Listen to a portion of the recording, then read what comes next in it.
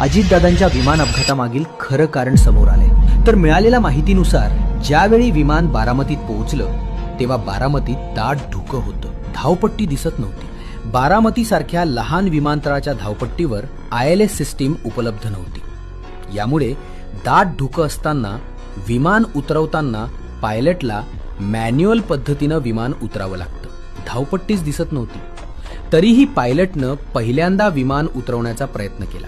प्रयत्न अयशस्वी झाल्यानंतर हे विमान पुन्हा आकाशात झेपावलं। आकाशात एक मोठी गिरटी घालून धावपट्टीचा अंदाज घेऊन पुन्हा लँडिंग करायला आलं।